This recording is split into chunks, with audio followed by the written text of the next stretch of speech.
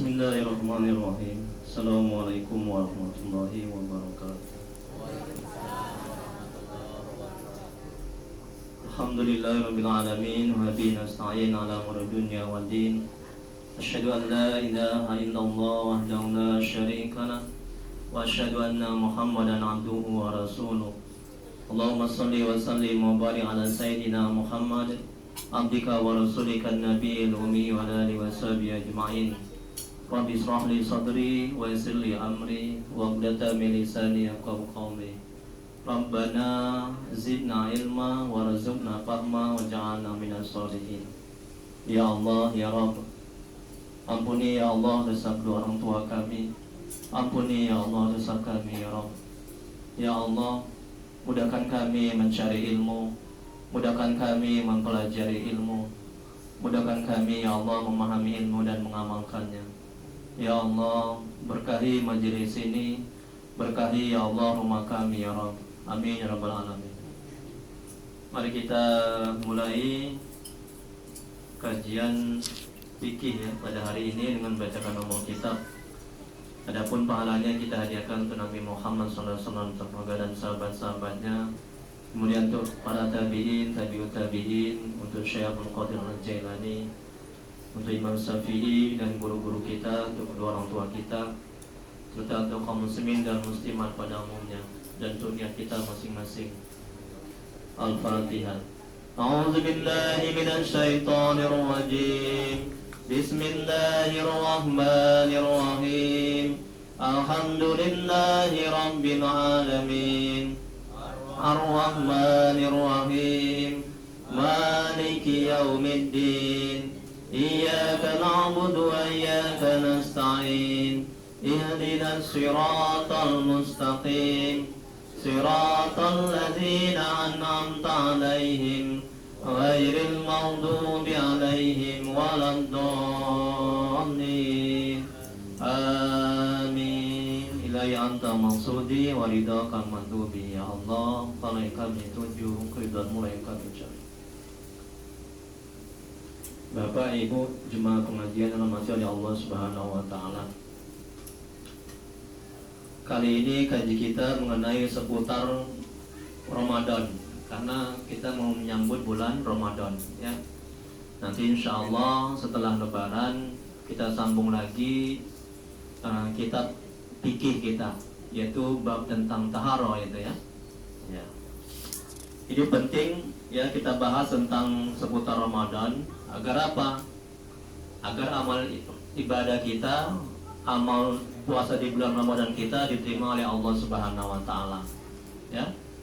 Nah, jadi kita harus tahu ilmunya. Baik, seputar puasa di bulan Ramadan. Amalan menyambut bulan suci Ramadan. Yang pertama yaitu amalan hati. Ya. Yaitu niat menyambut bulan Ramadan dengan lapang hati, yaitu ikhlas dan gembira, karena hal itu dapat menjauhkan dari api neraka. Rasulullah SAW bersabda dalam hadisnya, siapa yang bergembira dengan masuknya bulan Ramadan, Allah akan mengharamkan jasadnya masuk neraka. Masya Allah. Tengok itu Pak, tengok itu Bu ya. Kita gembira aja, ini kan Ramadan ya. Kita gembira, kita senang menyambut bulan Ramadan, maka jasad kita tuh haram masuk neraka. Itu gembira. Coba bayangkan itu. Tapi kalau orang yang sedih, aduh nggak ada duit Ramadan, aduh nggak kerja bulan Ramadan ya. Aduh dipecat, aduh Covid segala macam, mengeluh dia menyambut Ramadan. Nah, ini kebalikannya ya. Jadi itu orang yang tidak beruntung. Ini kata Nabi, senang aja menyambut Ramadan ya, jasadnya haram masuk neraka. Mudah-mudahan kita termasuk ya. Amin ya rabbal alamin. Kemudian berikutnya, amalan menyambut bulan suci Ramadan yang kedua adalah berziarah ke makam orang tua. Nah, tapi diingat, ziarah ini jangan hanya mau Ramadan saja ya. Nah, jadi di luar Ramadan juga disunnahkan berziarah ya. Nah, jadi Rasulullah SAW bersabda, dahulu saya melarang kalian berziarah kubur, kata Nabi. Jadi ziarah itu sunnah. Tapi sekarang berziarahlah kalian. Sungguhnya ziarah kubur dapat melunakkan hati. Jadi bagi orang yang hatinya keras, yang hatinya susah menangis, yang hatinya susah dinasehati, yang hatinya nggak mau menerima kebaikan, banyak-banyak ziarah, banyak-banyak mengingat kematian. Ya, yang hatinya membeku, yang hatinya mati, ya, yang hatinya dengki, punya penyakit hati, itu banyak berziarah, ya, banyak ingat kematian. Terima kasih ya, Pak. Semoga Allah membalas. Jadi kata Nabi, berziarah dapat melunakkan hati, menitikkan air mata, kata Nabi, mengingatkan pada akhirat, dan janganlah kalian berkata buruk pada saat ziarah. Hadis riwayat Hakim. Jadi amalan yang kedua menyambut bulan Ramadan, yang pertama, apa yang pertama, Bu? Bu, apa yang pertama? Tadi amalan menyambut Ramadan. Yang pertama, amalan hati, yaitu niat. Harus ikhlas, ya, bergembira. Nah, itu menyambut Ramadan. Yang kedua, berziarah ke makam orang tua. Yang ketiga, saling memaafkan. Nanti kita saling memaafkan nanti ini kan. Nah, itu sangat baik, sangat bagus. Nah, karena kalau misalnya kita masih ada SKT, nggak cakepan, ya maka amal ibadah kita ditolak, ya. Nah, itu. Jadi harus saling memaafkan. Jadi nggak ada gunanya kita beramal ibadah kalau kita masih SKT, ya, masih musuh bebuyutan, masih saling diam-diam, masih saling tidak memaafkan. Nah, itu nggak ada gunanya. Jadi harus saling memaafkan. Apa dalilnya? Firman Allah, Quran surah Asy-Syura ayat 40. Barang siapa yang memaafkan dan mendamaikan, maka pahalanya dari Allah. Tengok itu. Jadi Allah perintahkan memaafkan. Memaafkan itu lebih besar pahalanya ketimbang minta maaf. Kenapa begitu, Bu? Pak? Karena memaafkan ini sulit. Betul kan? Aduh, sakit kali hatiku ya. Enggak, aku lihat kau 7 turunan. Tengok, enggak, aku lihat 7 turunan. Saking dendamnya. Awas kau lewat di muka rumahku ya. Enggak, aku tegur kau. Anak cucu enggak akan kulihat kau. Nah, itu. Ya. Itu saking marahnya itu ya. Saking dendamnya itu. Nah, kalau mau tanya nanti ya. Kemudian berikutnya, ini perintah Allah memaafkan dalam Al-Quran. Rasulullah SAW bersabda, tidaklah Allah menambahkan sesuatu kepada orang yang memaafkan kecuali kemuliaan. Orang yang memaafkan orang lain akan mendapat kemuliaan, akan mendapat pahala. Jadi besar pahalanya kalau kita memaafkan kesalahan orang lain. Jauh lebih menenangkan hati dan jauh dari sifat dendam, dan kita tenang hati kita adalah dengan memaafkan. Kalau kita nggak memaafkan, itu habis amal ibadah kita, ya. Nah, terus kita mengingat-ingat keburukan dia, nggak ada manfaatnya. Jadi memaafkan jauh lebih selamat ketimbang tidak memaafkan. Itu amalan menyambut Ramadan. Kemudian Imam Nawawi semoga Allah merahmati dan meridhoinya berkata, syarat tobat ada 4. Yang pertama, menghentikan perbuatan maksiat. Yang kedua, menyesali tindakan maksiat. Yang ketiga, bertekad tidak akan mengulangi perbuatan itu selamanya. Yang keempat, meminta maaf. Itu syarat tobat. Jadi tobat kita nggak akan diterima oleh Allah kalau kita nggak minta maaf kepada orang yang kita zolimi, sia-sia, nggak ada manfaatnya. Ya, tobat kita baru diterima oleh Allah Subhanahu Wa Taala kalau kita sudah minta maaf. Itu syarat tobat kata Imam Nawawi. Semoga Allah merahmati dan meridhoinya. Jadi minta maaf kepada orang yang kita zolimi dan mengembalikan barang yang kita ambil. Jangan kita udah tobat tapi sendal orang kita bekam di rumah, jangan. Ya. Tobat aku ya Allah, tapi barang orang masih di rumah kita, juga kita pulangi. Mesti kita pulangi barang orang. Ya. Baru tobat kita diterima. Kita minta maaf, barang orang yang ada yang kita ambil, kita pulangkan. Kemudian berikutnya amalan yang keempat menyambut bulan suci Ramadan, melaksanakan ibadah sunnah. Rasulullah diriwayatkan kerap melakukan amalan ibadah sunnah yang bernilai kebajikan dalam menyambut Ramadan. Ya, bahkan disebutkan dalam satu hadis, Rasulullah banyak berpuasa di bulan Sya'ban. Tengok ini, Bu, ya. Di bulan Sya'ban itu Rasulullah banyak berpuasa. Itu menyambut Ramadan, ya. Nah, itu. Selain dari puasa wajib Ramadan. Kemudian dari Aisyah radhiyallahu anha, semoga Allah merahmati dan meridhoinya, menuturkan Rasulullah SAW biasa mengerjakan puasa, sehingga kami berpendapat bahwa beliau tidak berpuasa dan beliau biasa tidak berpuasa. Sehingga kami berpendapat bahwa beliau tidak pernah berpuasa. Akan tetapi aku tidak pernah melihat Rasulullah berpuasa sebulan penuh kecuali pada bulan Ramadan. Dan aku tidak pernah melihat beliau lebih banyak berpuasa daripada puasa di bulan Sya'ban. Hadis riwayat Bukhari Muslim. Ini hadis Nabi. Jadi Rasulullah menyambut Ramadan, dia banyak berpuasa di bulan apa, Bu? Di bulan Sya'ban. Ya. Nah, itu sunnah. Itulah amalan menyambut bulan suci Ramadan. Kita banyak melaksanakan ibadah sunnah. Yang kelima, membayar hutang puasa. Nah, jadi bagi yang masih punya hutang puasa, dibayarlah. Ya. Ini masih ada lebih kurang sebulan lebih kan? Ya kan, Bu? Sebulan lebih. Jadi yang masih punya hutang puasa itu dibayar. Ya. Nah, itu. Jangan sampai nggak dibayar hutang puasa itu. Dan sebelum masuk Ramadan. Ya, Rasulullah SAW bersabda, ini dia dalilnya.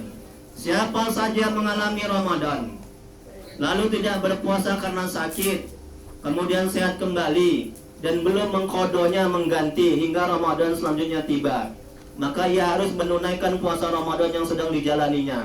Setelah itu ia mengkodo utang puasanya dan memberikan makan kepada seorang fakir 1 hari yang ditinggalkan sebagai kafarah atau denda. Hadis riwayat Daruqutni dan Al-Baihaqi. Jadi bagi orang yang punya hutang puasa dan belum dia bayar ketika masuk Ramadan masih ada hutangnya, nah maka dia selesai Ramadan, dia mengganti mengqadha dan juga dia membayar fidyah, membayar kafarah. Kenapa?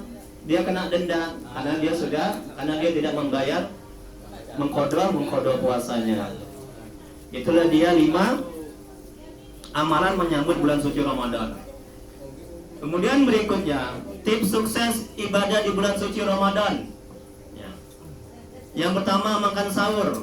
Rasulullah SAW bersabda, bersahurlah kalian, karena pada santap sahur itu ada keberkahan. Hadis riwayat Bukhari. Jadi mau puasa nanti, mau Ramadan, jangan nggak makan sahur ya, makan sahur, karena ada keberkahan di situ. Kemudian yang kedua, tips sukses ibadah di bulan suci Ramadan, segera berbuka dan akhirkan makan sahur. Rasulullah SAW bersabda, segerakanlah berbuka dan akhirkan sahur. Hadis riwayat Anas bin Malik. Kemudian yang ketiga, tips sukses ibadah di bulan suci Ramadan, berbuka dengan kurma dan air putih. Kalau nggak ada kurma, air putih. Ya, kalau nggak ada kurma, air putih. Sebaik-baik sedekah adalah air putih. Tengok itu. Ini Shahihul Bait ini. Air putih aja ini baik, besar pahalanya. Apalagi tambah nasi, tambah ayam, tambah jengkol, pete. Allah ilaha illallah. Besar kali pahalanya Shahihul Bait nih ya. Masya Allah. Ini kata Nabi loh. Air putih aja sedekah ini baik, besar pahalanya. Apalagi ini tambah makanan, nasi ya, segala macam ya. Masya Allah. Jadi petinya sponsor dari Pak Bultom. Oh iya, Masya Allah, Pak Bultom ya. Yang bawa pete, Masya Allah. Iya, dapat pahalanya juga ya. Besar kali, tengok kan. Jadi sedekah itu tidak hanya uang, pete pun juga bisa disedekahi ya, walaupun makruh. Ya kata abang dabang tadi ya, Masya Allah. Tabarakallah. Berkah petenya ya, petenya pula yang berkah ya orang yang ngasih itu ya. Kemudian berikutnya yang keempat, tips sukses ibadah. Ini masuk ke YouTube nih ya. Ini bisa ditengok di YouTube.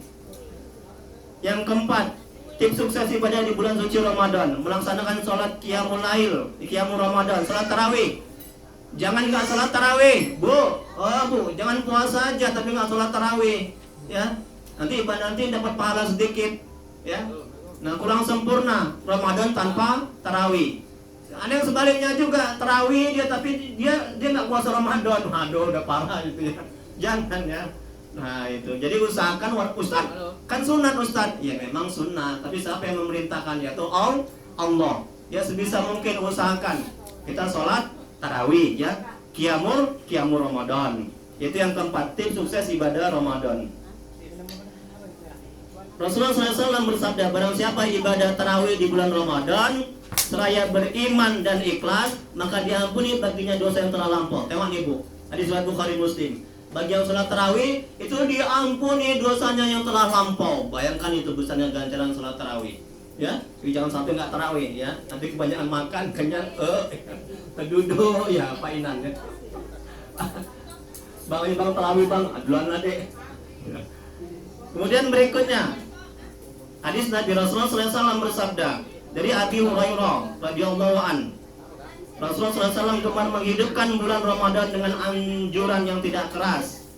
Beliau berkata, barang siapa yang melakukan ibadah sholat tarawih di bulan Ramadan hanya karena iman dan mengharapkan ridha dari Allah, maka baginya diampuni dosa-dosa yang telah lewat. Tengok itu, diampuni dosa-dosa kita yang telah lewat kalau kita sholat tarawih di bulan Ramadan. Jadi jangan sampai dilewatkan itu ya.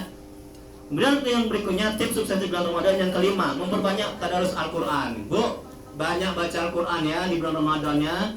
Nah, walaupun sedikit tapi istiqomah terus menerus, jangan sampai tidak membaca Al-Quran ya. Nah, sangat baik.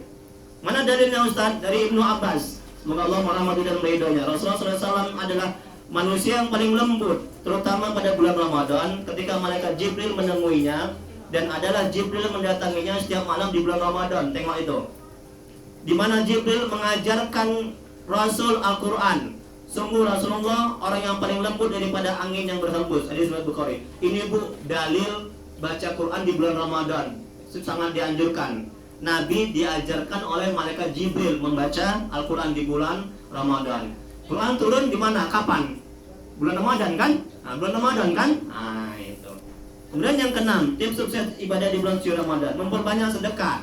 Nah, tadi ini ada sedekah, tapi nggak bulan Ramadan ya. Tapi nggak apa-apa, nggak bulan Ramadan, tapi besar pahalanya ya, masya Allah. Nikmat kali makanannya ya. Nanti mungkin ada lagi yang nyusulnya. Bang. Yusuf katanya dengar-dengar Ustaz, nanti ada mie katanya. Semangat. Makanya tadi Ustaz makanya sikit-sikit aja yang bumi keluar. Bercanda ya painannya. Oke, yang berikutnya berbanyak sedekah. Rasulullah SAW bersabda, barang siapa yang memberi buka puasa, tengok nih Bu, barang siapa yang memberi buka puasa kepada orang yang berpuasa di bulan Ramadan, maka hal itu menjadi ampunan bagi dosa-dosanya dan pembebasan dirinya dari api neraka. Masya Allah, tabarakallah. Baginya pahala seperti pahalanya orang yang berpuasa, tanpa mengurangi sedikit pun pahala orang yang diberi buka puasa tersebut. Tengok itu, kita ngasih makan orang yang puasa, itu pahalanya sama dengan orang yang berpuasa. Tapi jangan akal-akalan, udahlah aku nggak usah puasa lah, aku beri sedekah aja, kan pahalanya sama. Itu akal-akalan, itu tidak boleh ya. Tetap kita juga berpuasa, kita dapat pahala seperti pahalanya orang yang berpuasa itu. Bayangkan itu ya. Jadi obral pahala nih Bu, obral pahala di bulan Ramadan ya. Jangan sampai ketinggalan bersedekah, banyak sedekah ya. Ada kolak, kasih sama tetangga kolak, jangan airnya aja. Pak, apa nih Pak Bu? Ya, ini masa airnya aja, kolaknya nggak ada. Kemudian yang ketujuh, tips sukses ibadah di bulan Ramadan, upayakan kita memperoleh keutamaan Lailatul Qadar. Firman Allah dalam Al-Quran surah Al-Qadar 1-5. Sungguhnya kami telah menurunkan Al-Quran pada malam kemuliaan. Dan tahukah kamu apakah malam kemuliaan itu? Kata Allah, malam kemuliaan itu lebih baik dari 1000 bulan. Pada malam itu turun malaikat-malaikat dan malaikat Jibril dengan izin Tuhannya untuk mengatur segala urusan. Malam itu penuh kesejahteraan sampai terbit fajar. Malam Lailatul Qadar. Usahakan kita dapat itu. Itu malam-malam ganjil di mana? Kapan? Di 10 akhir Ramadan. Banyak itikaf ya. Nah, banyak baca Quran, banyak tahajud. Insya Allah kita akan mendapatkan malam Lailatul Qadar. Kemudian yang ke-8, tips sukses di bulan Ramadan, membayar zakat fitrah. Jangan lupa, puasa Ramadan kita nggak akan sempurna, nggak akan sah kalau kita nggak membayar zakat fitrah. Ya, nah, Rasulullah SAW bersabda, puasa bulan Ramadan digantungkan antara langit dan bumi, nggak sampai ke langit. Tidak diangkat pada Allah kecuali dengan zakat fitrah. Tengok itu. Nah, jadi sia-sia amal puasa Ramadan kita kalau kita nggak bayar zakat fitrah. Ingat Bu ya, tolong diamalkan. Kemudian saya Zakaria Al-Ansori menjelaskan maksud di hadis di atas bahwa selama tidak mengeluarkan zakat fitrah, maka pahala puasanya tidak bisa didapatkan. Dengan kata lain, meski bulan puasa telah selesai dan telah berhasil menjaga dirinya dari setiap sesuatu yang bisa membatalkan puasa, maka ia tidak akan mendapatkan pahala puasa sampai mengeluarkan kewajiban zakat fitrah dari dirinya. Ingat Bu, zakat fitrah setelah sholat Idul Fitri dihitung sedekah, ya, enggak bermakna, ya sedekah aja lah. Nah, jadi tetap kita nggak dapat pahala puasa Ramadan sia-sia. Jadi sebelum Idul Fitri, ya. Nah, itu. Kemudian berikutnya Imam Waqi, gurunya Imam Syafi'i berkata, semoga Allah merahmati dan meridhoinya. Zakat fitrah pada bulan Ramadan memiliki kesamaan fungsi dengan sujud sahwi dalam sholat. Zakat fitrah menutup kekurangan puasa. Tengok itu Bu. Zakat fitrah menutup kekurangan puasa, sebagaimana sujud sahwi menutup kekurangan sholat. Nah itu. Kemudian berikutnya, menyambut malam 1000 bulan, malam kemuliaan. Abu Hurairah, semoga Allah merahmati dan meridhoinya, beriwayatkan Rasulullah SAW bersabda, memberitahukan kami tentang Lailatul Qadar. Beliau bersabda, Lailatul Qadar ada pada bulan Ramadan di malam 10 terakhir, malam 21, 23, 25, 27, 29, atau pada malam terakhir di bulan Ramadan. Barang siapa yang melaksanakan qiyam pada malamnya dengan keimanan dan selalu bermuhasabah, Allah akan mengampuni dosanya yang telah terdahulu yang akan datang. Tengok itu. Dan hikmah dibalik rahasia turunnya malam 1000 bulan. Yang pertama, agar terus giat dan sungguh-sungguh beribadah. Tidak hanya beribadah pada hari-hari tertentu dan meninggalkan ibadah di hari-hari yang lain. Nah, jadi jangan hanya di malam 10 malam terakhir aja kita giat beribadah. Tetap di malam pertama sampai akhir harus terus giat beribadah di bulan Ramadan, ya. Yang kedua, memotivasi agar tetap semangat beribadah istiqomah sepanjang malam, bahkan sepanjang bulan Ramadan. Yang ketiga, hikmah di balik rahasia turunnya malam 1000 bulan agar terlebih memaksimalkan pada 10 hari terakhir Ramadan dengan tidak membedakan antara malam ganjil dan malam genap. Jadi sangat dianjurkan tidak hanya di malam 10 akhir Ramadan, ya, kita giat untuk mencari Lailatul Qadar. Tetap juga ya di malam pertama sampai di akhir Ramadan kita harus giat untuk beramal ibadah di bulan Ramadan. Kemudian berikutnya tanda-tanda turunnya malam 1000 bulan. Yang pertama, Rasulullah SAW bersabda dalam hadisnya, Lailatul Qadar adalah malam yang cerah, tidak panas dan tidak dingin. Matahari pada hari itu bersinar kemerahan pucat. Hadis riwayat Ibnu Khuzaimah. Dan yang kedua, Rasulullah SAW bersabda, ini tanda-tanda turunnya malam 1000 bulan atau Lailatul Qadar. Sungguhnya aku diperlihatkan Lailatul Qadar lalu aku dilupakan. Ia ada di 10 malam terakhir, kata Nabi. Malam itu cerah, tidak panas dan tidak dingin, bagaikan bulan menyingkap bintang-bintang. Tidaklah keluar setannya hingga terbit fajar. Hadis riwayat Ibnu Hibban. Bulan yang ketiga, Rasulullah SAW bersabda, sungguhnya para malaikat pada malam itu lebih banyak turun ke bumi daripada jumlah pepasiran. Hadis riwayat Ibnu Khuzaimah. Dalam hadis lain, tandanya malam Lailatul Qadar turun adalah matahari terbit pada pagi harinya, cerah tanpa sinar. Hadis riwayat Muslim. Kemudian yang terakhir, tolong diperhatikan, hikmah puasa. Nah, banyak kali manfaatnya kalau kita sering berpuasa. Yang pertama, mendapat pahala karena sudah menjalankan perintah Allah. Firman Allah dalam Al-Quran surat Al-Baqarah 183, hai orang-orang yang beriman, diwajibkan atas kalian berpuasa sebagaimana diwajibkan atas orang-orang sebelum kalian agar kalian bertakwa. Yang kedua, hikmah puasa, mendapatkan pahala berlipat ganda pada setiap amalan. Tengok tuh Bu, di bulan Ramadan itu pahala berlipat ganda. Ya, jadi amalan sunat itu seperti amalan wajib pahalanya. Jadi jangan sia-siakan baca Quran, salat sunat qobliyah, ba'diyah, salat sunat rawatib, sedekah. Ya, itu jangan disia-siakan. Jadi manfaatkan sebanyak-banyaknya untuk beramal ibadah, baik wajib maupun yang sunat. Ingat itu ya, itu Allah obral pahala di bulan Ramadan. Ya, nah, ini kewajiban saya menyampaikan. Tengok ini, mendapatkan pahala berlipat ganda pada setiap amalan. Rasulullah SAW bersabda, barang siapa yang pada bulan Ramadan mendekatkan diri kepada Allah dengan suatu kebaikan, nilainya seperti orang yang melakukan perbuatan yang diwajibkan pada bulan lainnya. Dan barang siapa yang melakukan suatu kewajiban pada bulan itu, nilainya sama dengan 70 kali lipat dari kewajiban yang dilakukannya pada bulan lainnya. Keutamaan sedekah adalah sedekah pada bulan Ramadan. Hadis riwayat Bukhari Muslim. Semoga Allah merahmati dan meridhoinya.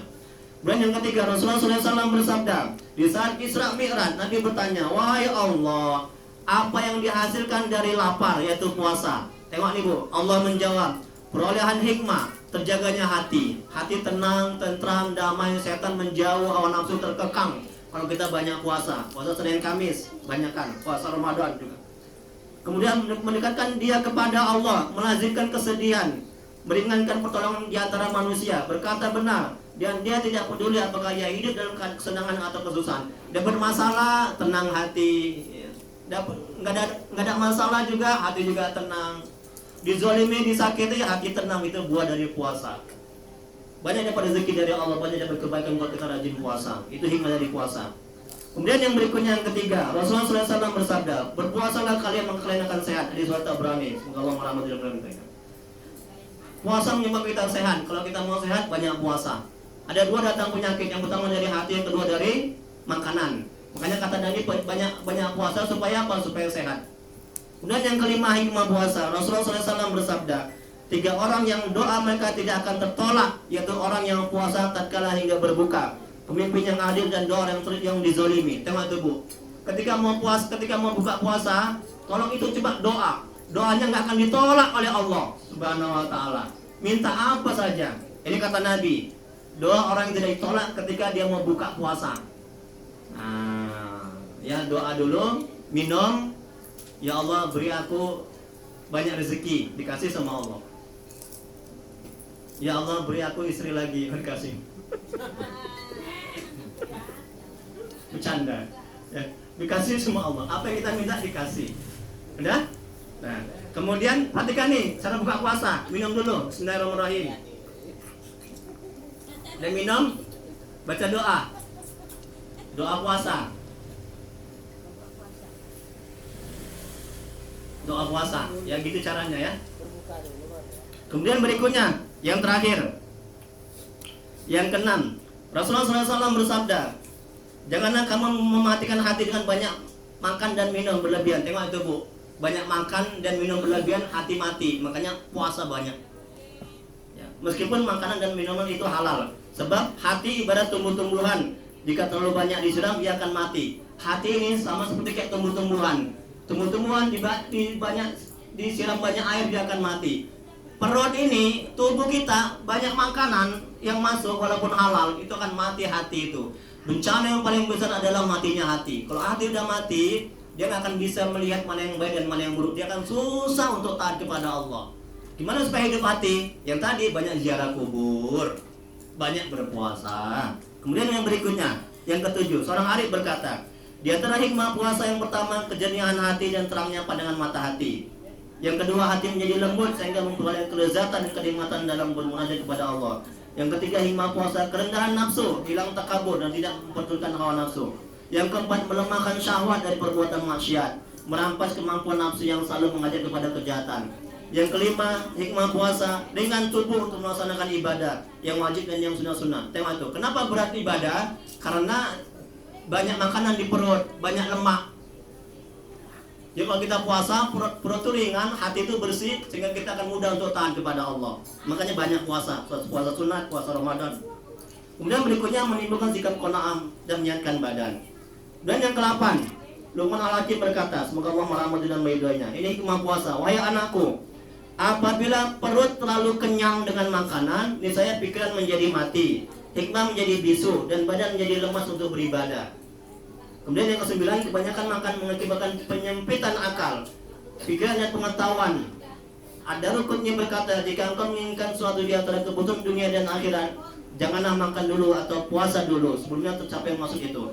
Sebab makan menjadi pikiran lesu. Yang terakhir yang ke-10, banyak makan menjadi badan berat, mata kantuk, dan anggota badan lainnya terasa lesu, sehingga selalu menuruti kantuknya dan tidak nyenyak seperti bangkai dibuang.